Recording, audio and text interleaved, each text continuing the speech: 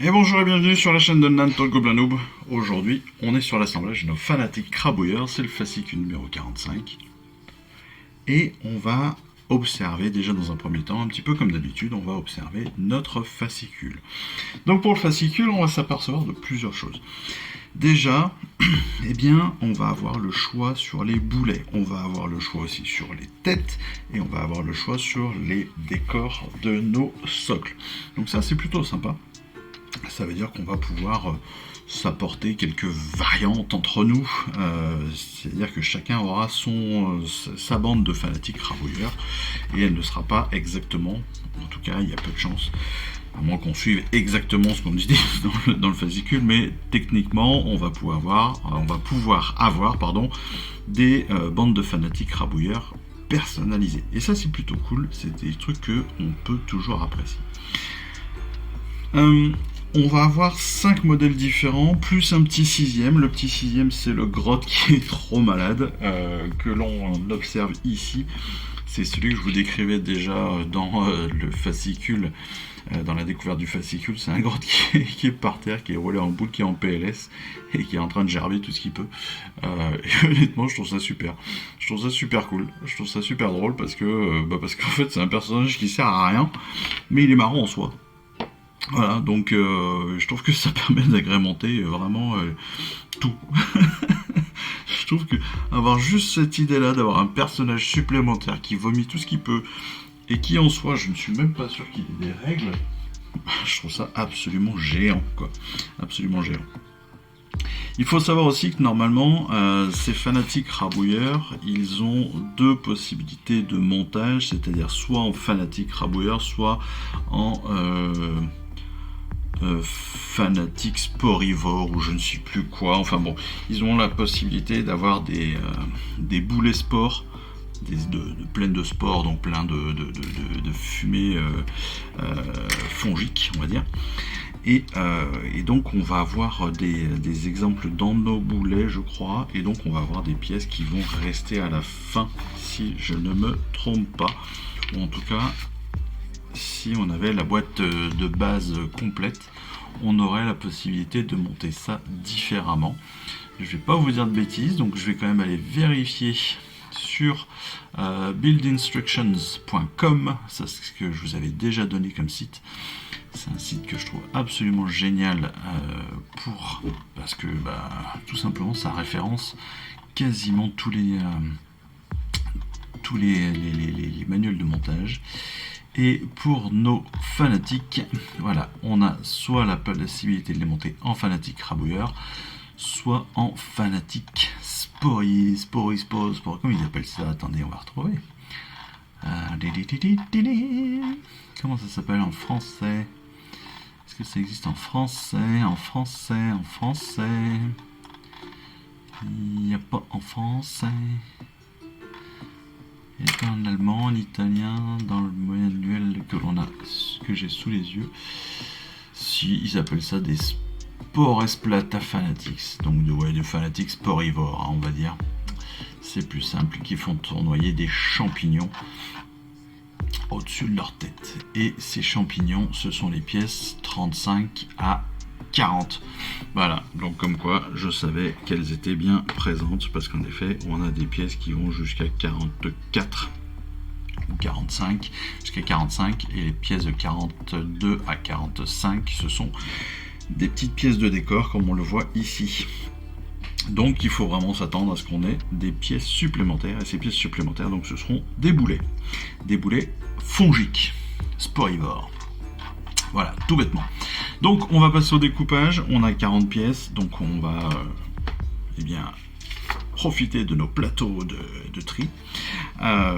Sur le principe, pour l'information, pas de grande difficulté dans la découpe. Il n'y a pas de pièces très fragiles, donc ça c'est plutôt une bonne chose. Par contre, on va faire attention à plusieurs éléments. Si on regarde bien sur les chaînes, sur les câbles, on va dire, qui tiennent nos boulets, on va avoir des des petites flèches de coulée là sur certains, donc il faudra bien penser à les enlever. Et puis mais ça bon, de toute façon on le verra bien, hein. C'est soit on les enlève, soit on ne peut pas mettre les boulets, donc ça va être vite fait. Et puis, si vous êtes comme moi, vous avez peut-être une tête ou deux qui ont pété. Moi, j'ai un nez, par exemple, qui a explosé ici. Donc là, il a le nez coupé sur ma pièce numéro 24. Sur ma pièce 24. Donc c'est une tête. Et en fait, j'ai le nez qui est coupé au niveau des narines. Donc la pointe est pétée. Donc heureusement qu'on a le choix des têtes pour chacune de nos figurines. Mais voilà, sachez que ça peut arriver, c'est pas très grave. Si vous retrouvez, vous pouvez tout simplement recoller. Sinon, vous choisissez l'autre tête. Et puis voilà, hein, c'est pas la fin du monde. Allez, on passe à la découpe. On va passer ensuite à la préparation. Et puis la préparation qu'on fera bien évidemment un petit peu comme d'habitude de côté, parce que comme on a 40 pièces à préparer, ça peut être un peu long, donc on va préparer ça de côté. Et puis après on se retrouvera pour le montage final comme toujours. Là je vous avouerai que je vais pas vous décrire, je pourrais, si on va essayer de décrire un petit peu l'ordre des pièces. D'ailleurs, on va commencer par la pièce numéro 1, qui est une des pièces les plus fragiles. Donc, elle se trouve dans le coin en haut à gauche. En haut à gauche, on a un boulet là qui est en deux parties, qui sont les pièces 30-31. Et juste en dessous à gauche, on a notre pièce numéro 1. Donc, c'est bien 30-31. On va aussi les couper tout de suite. Ce sera fait. J'ai dit que je ne vais pas tout faire dans l'ordre. C'est pas très grave pour une fois. Enfin, c'est pas très grave. Ça peut être grave pour certains, mais là voilà. Je vous avoue que comme il y a beaucoup de pièces à couper, moi j'aime bien. Hop. Je vais essayer dessus. En dessous de la pièce numéro 1, on a la pièce numéro 4. C'est une tête avec un grand bonnet. Juste à côté, sur la même partie de grappe, on a la pièce numéro 5 qui est aussi une tête. On a la pièce numéro 2 qui est juste à côté. Ça, c'est le corps de notre premier crabouilleur. Le 3, c'est juste au-dessus du 2. C'est une chaîne avec les deux bras. On a encore juste au-dessus la pièce numéro 9, c'est une tête. Voilà. Et puis au-dessus de la tête, la pièce numéro 8, c'est une base de corps.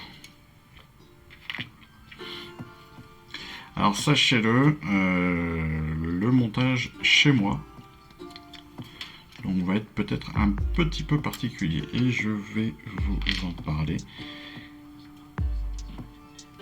tout de suite. Donc je vais plus vous décrire les pièces. Je vais pas vous décrire les pièces en fait. Je vais vous décrire exactement pourquoi. Parce que ça va être un petit peu particulier chez moi. Mais bon. Hop, on avance bien sûr sur nos petites découpes. Mais donc je disais, l'assemblage aujourd'hui va être un petit peu particulier chez moi. Je vous invite pas forcément à suivre ce que je vais faire. On va suivre évidemment la vidéo, bien sûr, hein. On va avancer quand même sur le montage et ça va être sympa à regarder, parce que c'est toujours sympa à regarder, parce que mes vidéos sont tellement intéressantes, n'est-ce pas? Non, en fait, pourquoi est-ce que je ne vais pas faire tous les montages comme expliqué ou comme demandé dans le manuel? Eh bien, tout simplement, c'est parce que j'ai envie d'essayer de... En fait, quand j'ai revu, pour tout vous dire, j'ai revu les images des crabouilleurs. Et le premier truc que j'ai vu, bizarrement, c'est pas l'unité de crabouilleur en elle-même, mais j'ai pensé au fait qu'il allait bientôt avoir un concours de peinture dans mon magasin Warhammer préféré, n'est-ce pas? Donc, à Montpellier, comme chaque mois. J'ai un peu envie de dire. Et en fait, cette fois-ci, la dernière fois, j'ai fini deuxième, je l'avais dit avec mon... avec quoi déjà? Ah si, avec Sartek, j'aime bien ce nom, ça me fait délirer. Avec Psartek, le sorcier des ténèbres. J'ai fini deuxième de cette compétition de peinture. Je suis très content d'avoir fini deuxième, d'autant plus que mine de rien je l'ai fait en 3 jours et donc c'est très très cool. Et je l'avais fait j'avais fait un espèce de diorama. Donc le diorama, très bêtement, ça c'était le 34 et je l'ai déjà découpé le 34. Bravo. Bon, j'ai un pied qui se balade, c'est peut-être pas le 34, ça va être le 11. Il faut que je me mette à suivre ce que je découpe, hein. Sinon ça va être compliqué.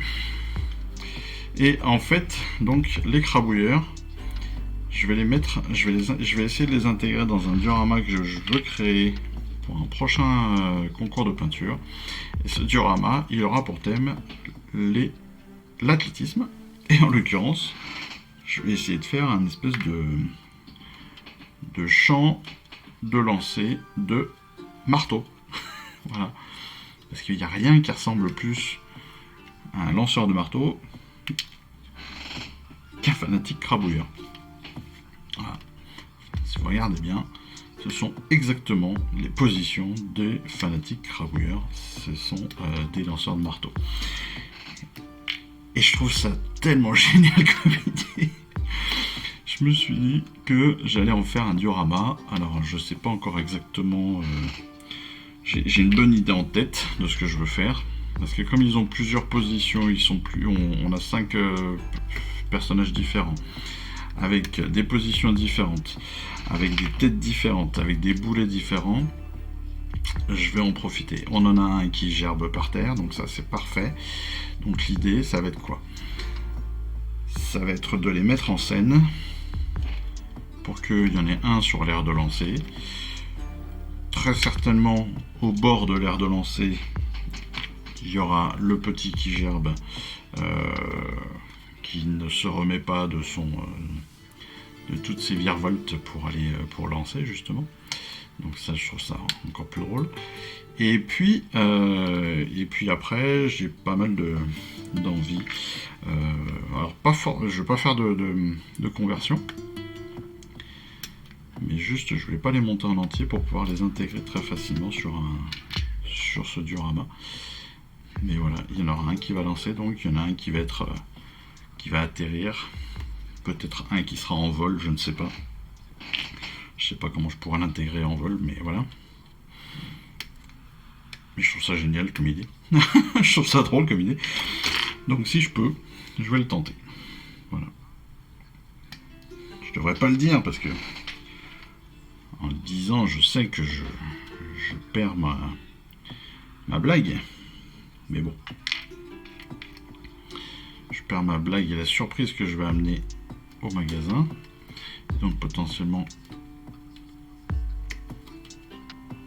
derrière,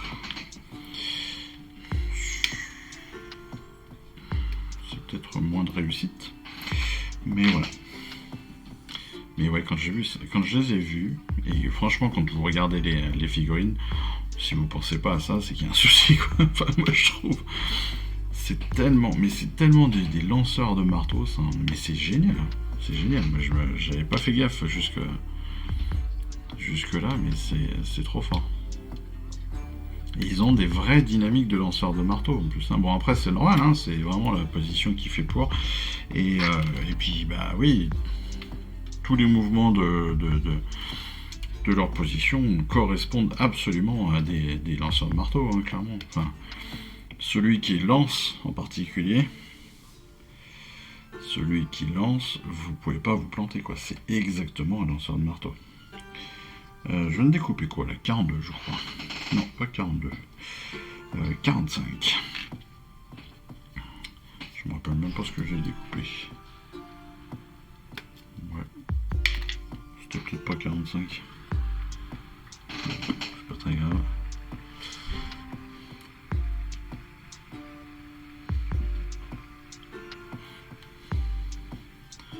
J'ai 15. De toute façon, les pièces sont quand même assez spécifiques. Et il est assez compliqué de se tromper et de mélanger. Donc je devrais quand même m'en sortir au niveau du montage. Hop. On va dire que c'est 16. On va dire que c'est 32. Mais encore une fois, c'est ça aussi qui est bien, c'est comme on a différentes sortes de boulets, sortes de personnages, on va vraiment pouvoir aussi créer un ensemble complètement unique, entre guillemets, avec tous ces éléments. Et ça, c'est parfait.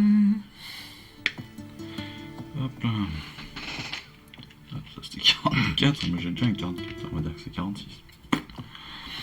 Allez, comme d'habitude, on vérifie que l'on n'a rien oublié sur la grappe. Normalement, c'est bien le cas. On vérifie aussi qu'on n'a rien oublié. On a bien tous nos numéros et ce n'est pas le cas. Donc il nous manque le 17. Donc je ne sais pas ce que c'est. Mais c'est pas très grave. On le retrouvera par la suite. On jette tout ça par terre et on regarde vite fait. Le 17, c'est justement... Ah bah voilà. C'est celui que j'ai paumé. Voilà. Ça tombe bien alors. Donc on va pouvoir préparer tout ça. Et puis on se retrouve juste après. Encore une fois, dans le montage, on l'a vu. Pas grand chose de difficile. Quelques pièces à chaque fois. Je vous dis juste, moi, alors, en l'occurrence, ce que je vais garder,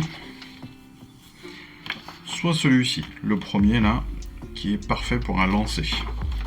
Ou celui-là, qui est aussi parfait pour un lancer, parce que là on le voit, enfin tous les deux on les voit tourner.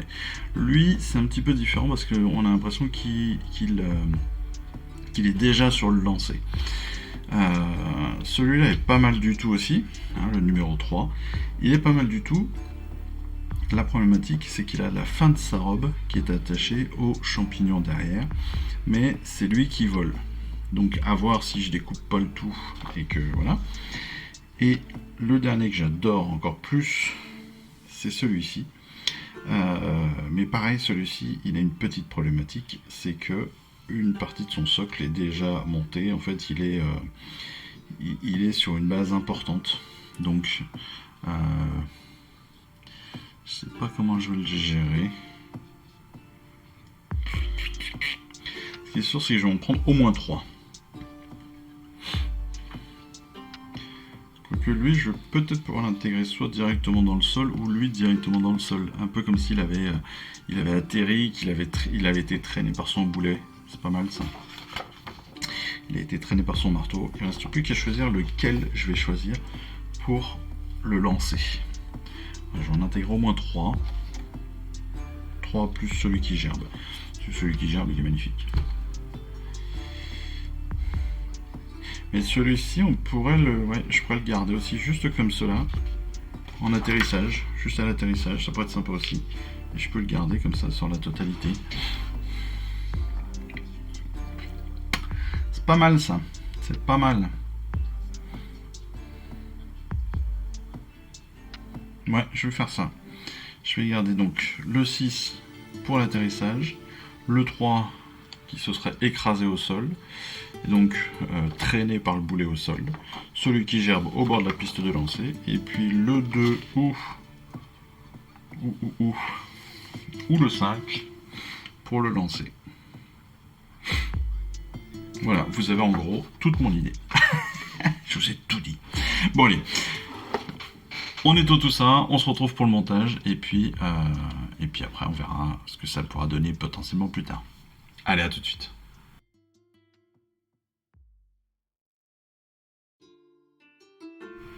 Et ben voilà, on se retrouve après 25 minutes. Alors, on se retrouve après 25 minutes de monologue. Inutile, parce que, vous l'aurez compris, je vais tout recentrer déjà, mais... Oh, le débilos. Je viens de faire une vidéo sans la vidéo, après la peinture sans figurine. Après les vidéos de peinture sans figurine, je viens de vous faire une vidéo d'assemblage sans assemblage. Oh Oh le naze. Bon bah voilà, vous avez compris, en fait, j'ai oublié de relancer la vidéo, et donc j'ai monté toutes mes figurines sans vous. Donc bah, je vous ai évité tous mes questionnements sur est-ce que je mets ou pas telle ou telle tête, ou tel boulet, etc., etc. En l'occurrence, je vais vous réexpliquer très rapidement ce que moi j'ai fait en fonction de mon projet. Voilà. Sachez qu'en termes de tête, bah, personnellement, j'ai pas pris beaucoup de capuches. J'en ai pris qu'une pour celui-ci qui est en train d'atterrir. Voilà. Je trouvais que le mouvement de la capuche allait bien avec le fait d'atterrir. Je trouvais ça sympa. Les autres n'auront pas de capuche. Voilà. En termes de... Vous le savez, je vous ai expliqué en début de vidéo que j'ai un petit projet de diorama lancé de marteau avec ces fanatiques rabouilleurs. Et entre autres celui-ci par exemple, vous voyez, que je trouve très très sympa, parce qu'on va pouvoir le faire atterrir comme ça et puis le faire traîner au sol, et entre autres avec tous ces pics là, ça va être vraiment pas mal. Puis il a une bonne bouille comme ça, complètement apeurée, hors capuche. Je trouve qu'il a une vraie tête complètement flippée. On a évidemment celui qui gerbe, qui est juste magnifique, qui va être à côté de l'aire de lancer. Mais après, en termes de lanceur, on a plusieurs choix. Parce qu'en fait, on en a 3 qui sont en position de lancer.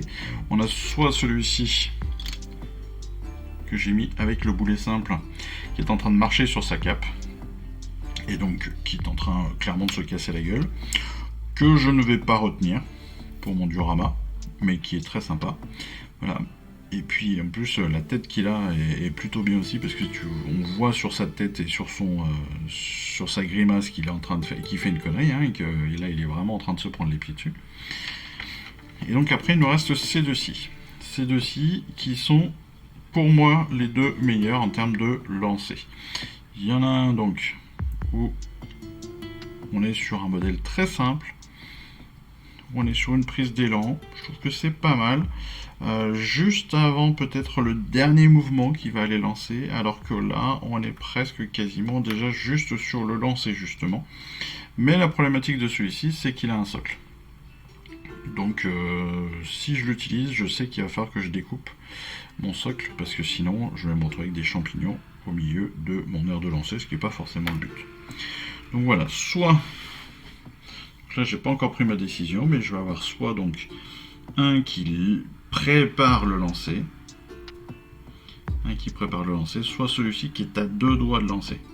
Et j'aime bien l'idée qu'il soit à 2 doigts de lancer, j'avoue, les deux sont pas mal. Les deux sont pas mal du tout. Après, voilà, je vais utiliser celui-là, c'est sûr, en termes d'atterrissage, comme ça, il va arriver, il sera sur l'atterrissage, lui il sera en train, il aura glissé au sol un peu comme un bon raté, et voilà. Mais on est quand même sur des persos qui sont top, qui sont vraiment top. Sachant que celui-ci derrière sera à finir, parce qu'on a quand même la fin de sa cape, qui, comme je le disais dans la vidéo que je n'ai pas faite, parce que je les ai montés sans avoir appuyé sur le bouton comme un débile, en fait la fin de sa cape est ici avec son socle. Parce qu'en fait là il est en train de voler, n'est-ce pas? Vous voyez comme ça, hop. Enfin, voilà. Comment pourrais-je le tenir pour que vous le voyez bien? Stock. Voilà. Normalement il est comme ça. Et donc là il est à finir.